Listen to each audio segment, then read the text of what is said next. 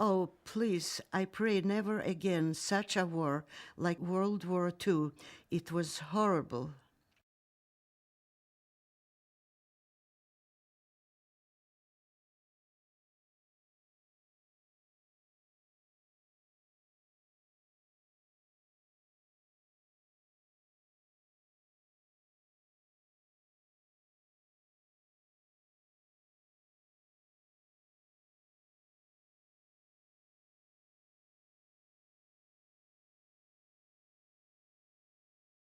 Doris Fedrid.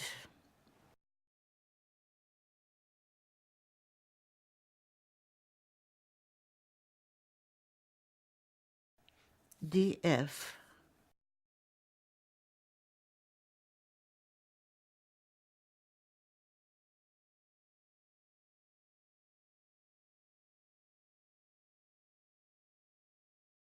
In 1938, I saw people moving from Germany.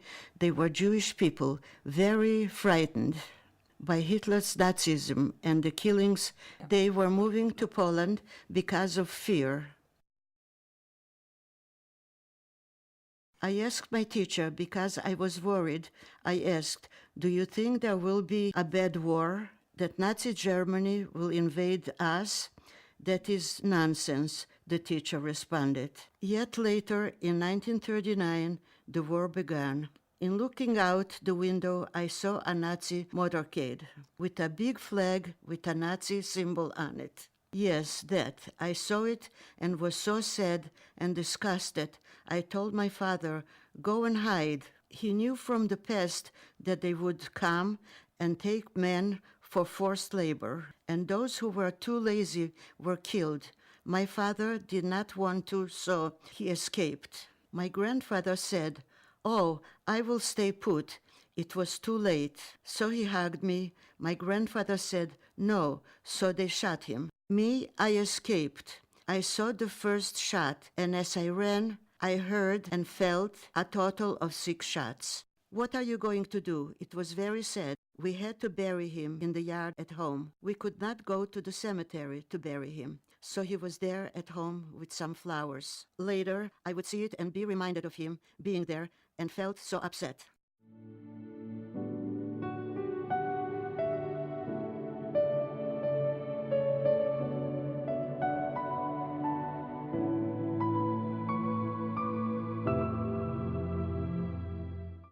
They had a Star of David on them. It was made of 2 triangles.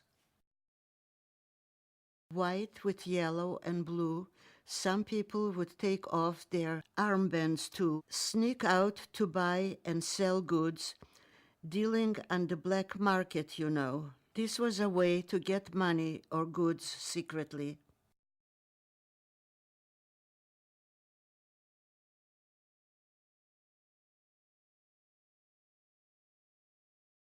The war continued.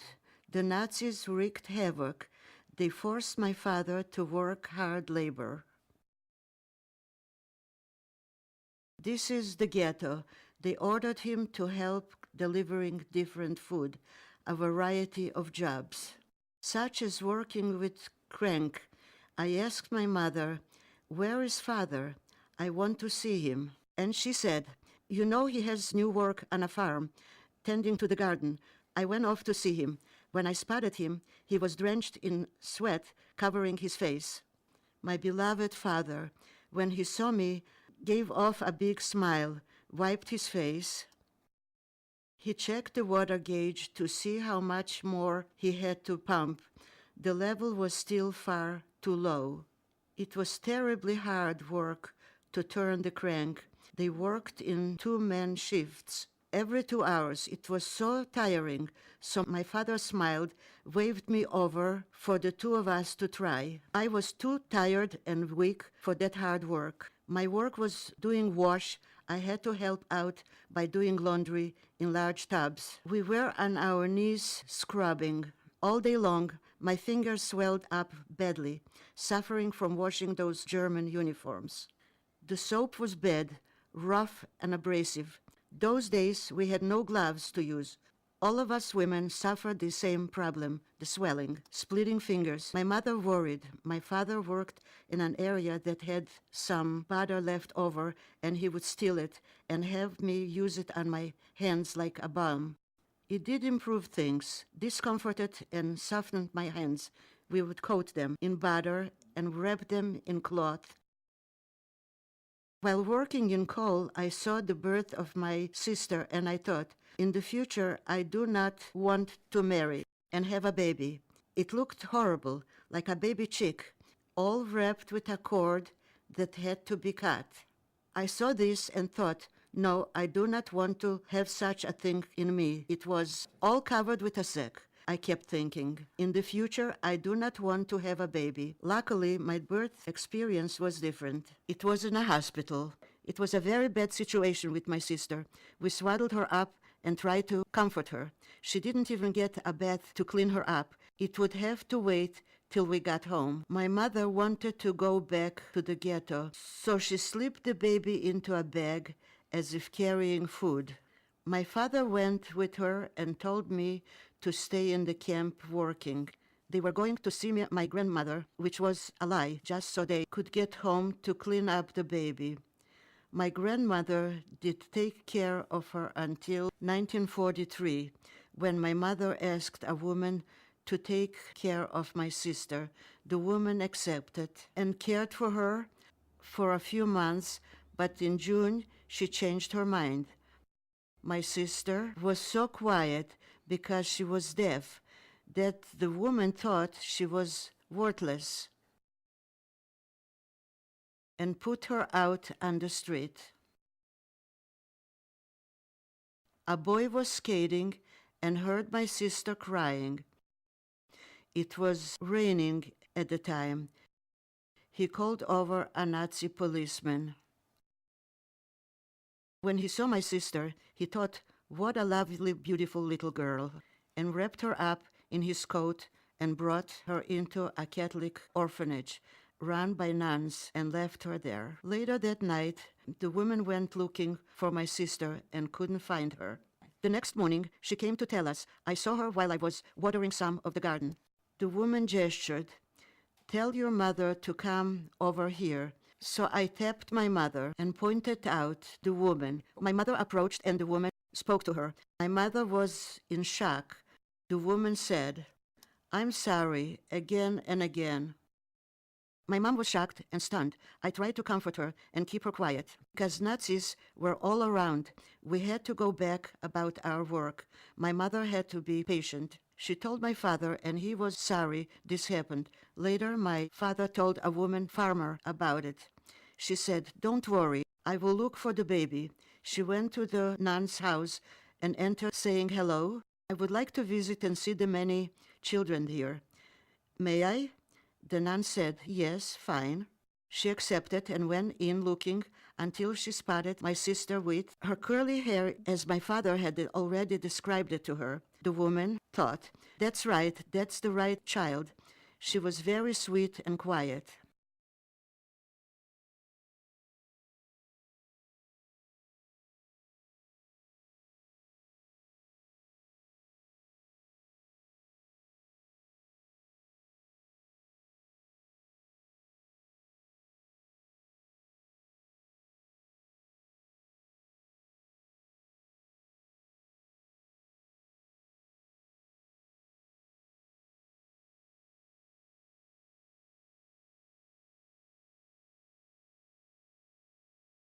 There was a wall of bathroom. When the door opened, it would cover a board. The door would cover this section.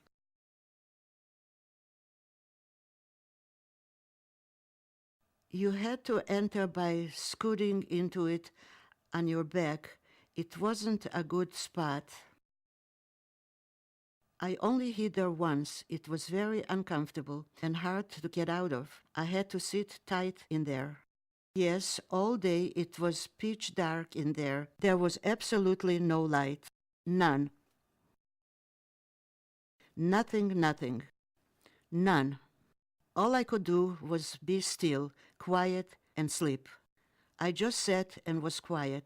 I could feel sound, people searching, pounding, and stomping. I felt this bang, bang, bang. I was very scared. I will never forget this. There was a stove with brick and cooking utensils and shelving and a cupboard. We removed them all, but kept for later. We built steps down. Then we worked on the flooring. First we took a big door and put it on the floor with a layer of cloth on top of it. Then sand to make a hard and firm surface, and finally carpet. Then they stamped on the above floor. They would not hear anything below. My father made a false wall. He put in a cupboard to hang things from. There was a rolling pin for bread. It was moved to cover the door. We had a bench with pails and water glasses.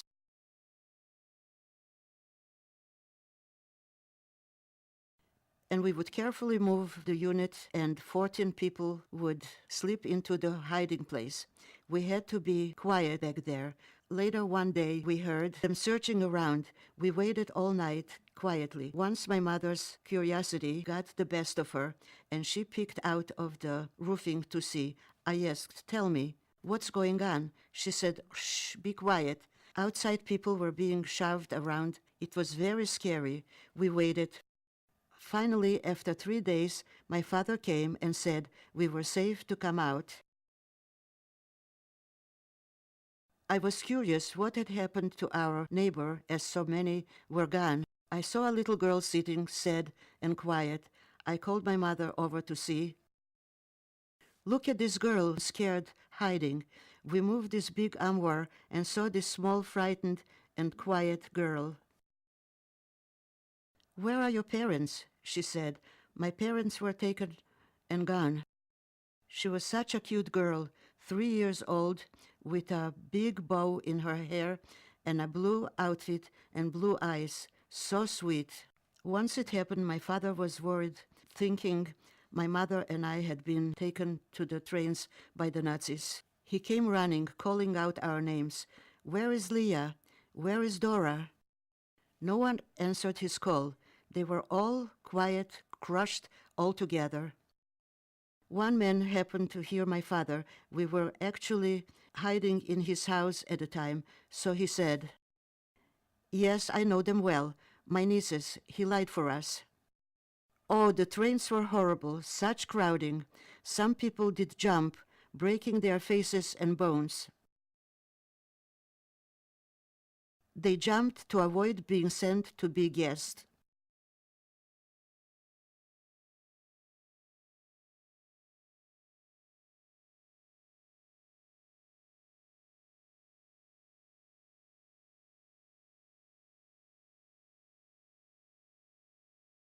They overlooked my young age. They thought I was 18. My mother lied and said I was 18. So they accepted me for work. It was exhausting. It was easy to get sick. In this camp, we had red tag on the front and the back of our clothing.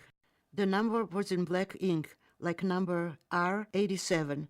There were many people in line before me. We wore the same clothes every day, same, no change, for the whole time the same clothes. We had to leave all our other clothes in the ghetto, 2 layers of clothing to keep warm during the winter. But in the summer it was so hot, we had only a little food. I became very thin. Before I had been fat, but I shrunk down to nothing. My mother was sick.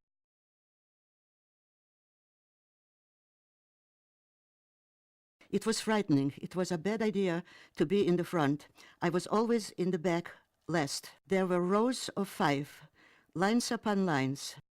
Men and women were in different formations. There were no children at all, none. People would tug on me, so I knew when my name was called. They would pull on my sleeve and I would know. Different women would help me when my mother happened to be out somewhere else. They all knew, and I stayed quiet. They helped me. It was wonderful.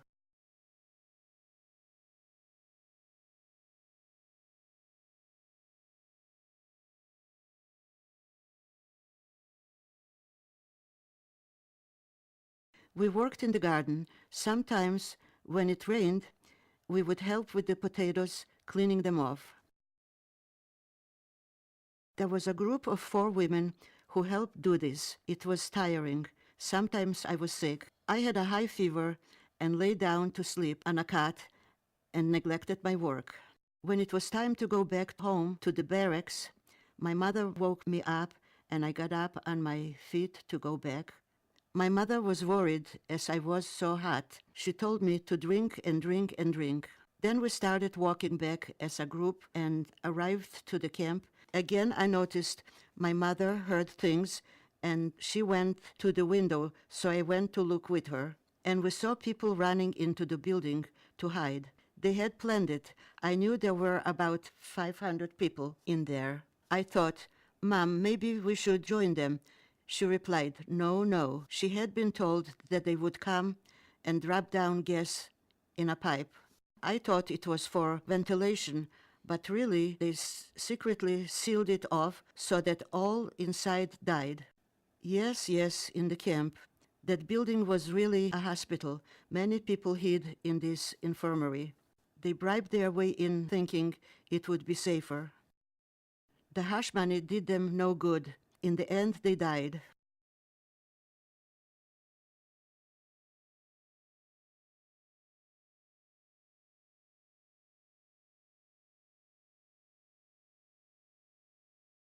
Here and there, they kept selecting people, whittling us down to almost nothing. Until the last day in the camp, July the 22nd, we had heard a rumor, and after war duty, we returned home and saw people looking so sad, standing around, and there was a full appel, and all the names were read off the list.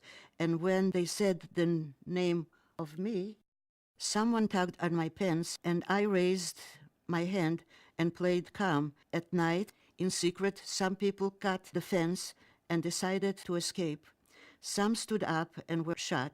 At the fence with other people, the man in front cut the fence.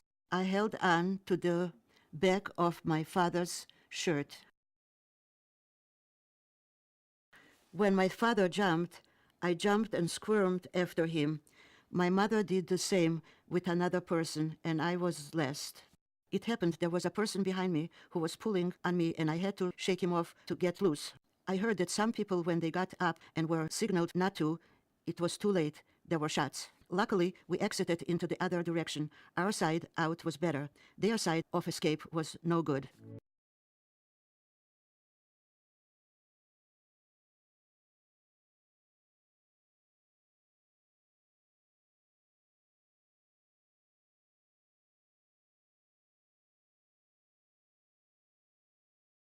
At night, my father went to the spot to make a hiding place. It was a very small space for me, my mother, my father, would have to lay. It was very shallow, with a covering over us. There was the chicken crate, sand to disguise our covering, and sacks of bird feed. We had to stay there laying. We couldn't go out. The woman of the house would come every night to give us news. She would come, remove the covering, tell us the news, then cover us up again. We remained there all day. We would eat once a day potatoes for the 3 of us, always the same, potatoes. You know a woman's period? What do you think we did during this time, my mother and I? We would take the sacks, you know.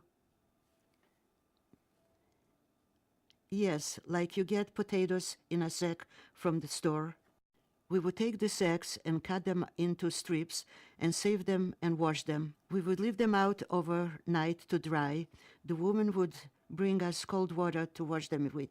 It was fine, no problem. We had no cotton or cloth to use, just these sacks which we had to save. Reuse the strips, lay them out, roll them up. We endured this for 8 months until we were free. Yes, flat. Sometimes I would ask my mother, I notice when the woman opens the door, you two are talking. What about? So my mother would etch it out on my arm to tell me the news.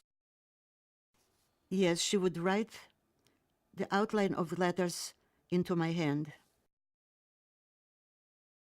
to tell me the news in Polish writing, of course, which I understood. Sometimes she would do it on my back, the same method. One day, the farm woman told us a friend had informed her that the Russians would soon be arriving. We said, "Really, we want to." She said, wait and see. There are still battles. The Nazis are still around. The farmer could see them about. My father said, wait, but we wanted to go out so badly. I was so sick and fed up with this hiding for 8.5 months, just staying there waiting. When we finally got out after the war, it was hard to walk again, such pain in our feet. I still have pain sometimes, and I have to soak them in hot water, and finally they feel better. It was so hard. We had to crawl because we had to stay laying for so long. We went to one city where the Red Cross was to help people, many soldiers whose eyes and ears had been damaged. We were helping, and they had run out of water, so I was skipping. The snow had finished, and the sun was shining. I was skipping in the boots that they had given me. Since my shoes had been ruined when we had to hide in a flooded basement before, all the seams had split open, and they were painful, so they gave me those new boots.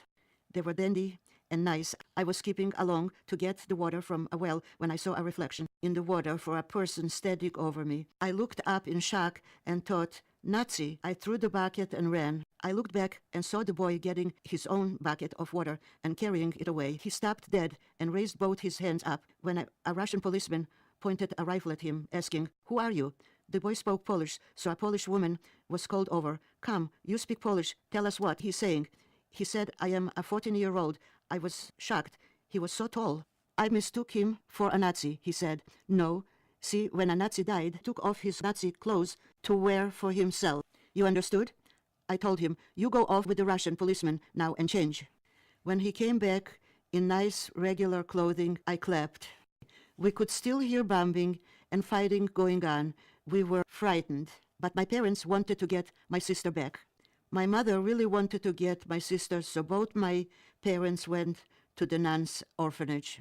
And the woman, the maid, who was cleaning up there, met them and said, "What do you want?" My mother replied that they were looking for my sister, Luba.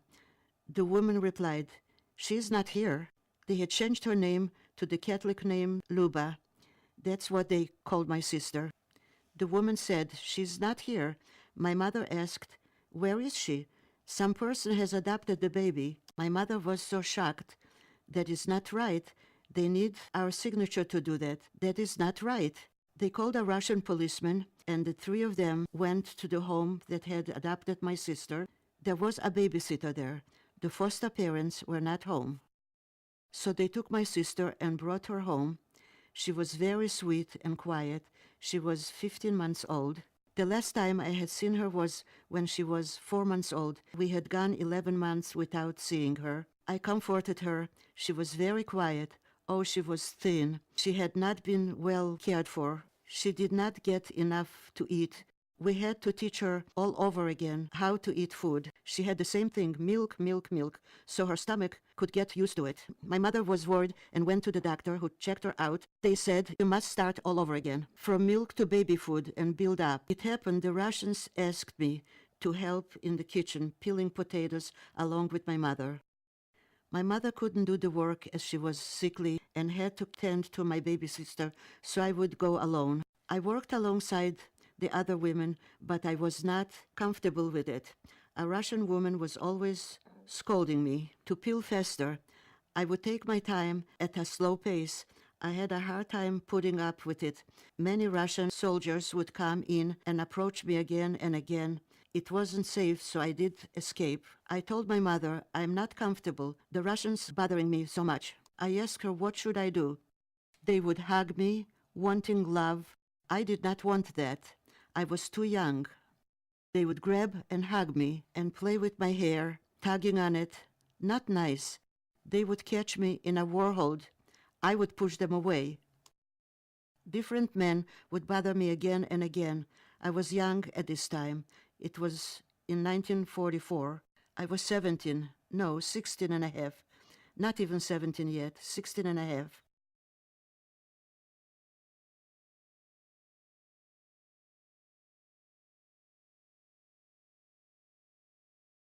We all lined up and they read off our names.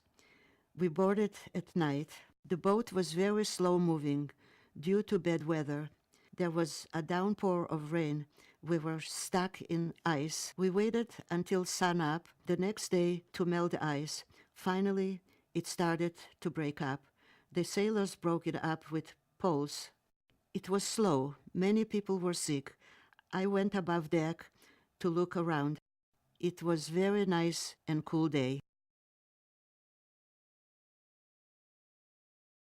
I saw boats passing us near England. Women slept in A and the men slept below us. My father would come to the A area to visit us. Yes, for my sister it was hard. She couldn't walk yet. So my father would lift her up, pet her, and walk around. I didn't hold her due to the rocking of the ship. I didn't want to drop her. I was young.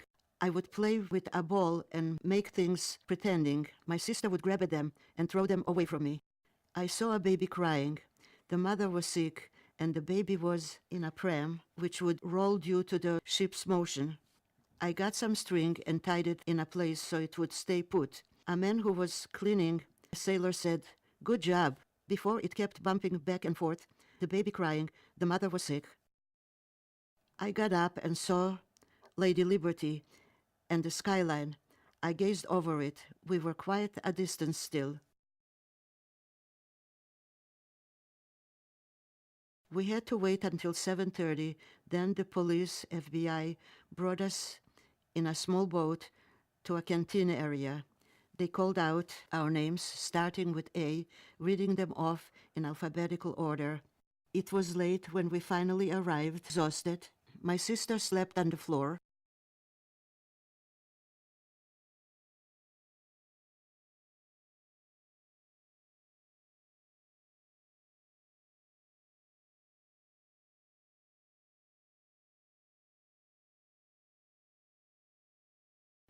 "Please, may I have your address in Colorado?" I gave it to him, not knowing why he wanted it. He didn't say why. Later, I got a letter in Polish. I read it, then I gave it to my father. He read it slowly. He thought about it carefully and decided we would go to New York City to visit my Uncle Morris. We agreed to meet Fred there in the summer, June. When I met him, he brought me a bouquet of roses. Beautiful. I thanked him, and my cousin removed all the paper and put them in a vase. We had a good visit. I asked about his parents being gone. He said sadly, "I am all alone. I have no siblings." I got to know him more. I remember we had arrived on Tuesday and chatted. Again, on Wednesday we met and we went out and about. I told him, "Please come to Colorado so you can meet my mother. I would like to show you Colorado." He said, "Okay, in August." "Fine," I said. So after our week vacation, my father and I returned home. My father told my mother, "I am so happy, such a nice man. He can speak German well." We waited and kept our fingers crossed. Later, Fred came and we got engaged. Engaged and decided on November for the wedding. It was fast.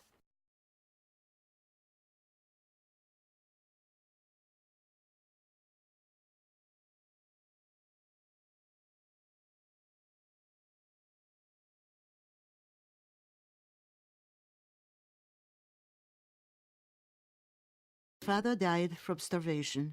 There was no food, no medicine. His father died first in February. His body froze. They did not have proper clothing, as they had sold most of it, thinking the war would be a short one. The war went on and on. They thought it would just be temporary. It was very cold, and he died of starvation.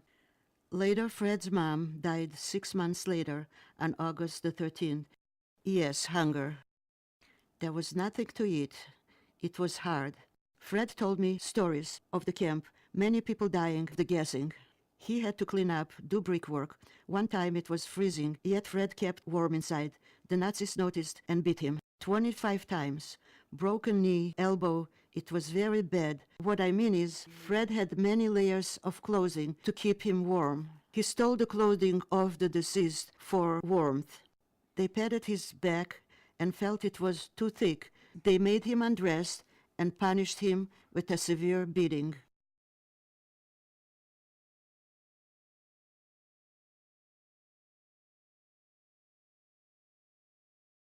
Yes, 3 children, 9 grandchildren, and 5 great-grandchildren.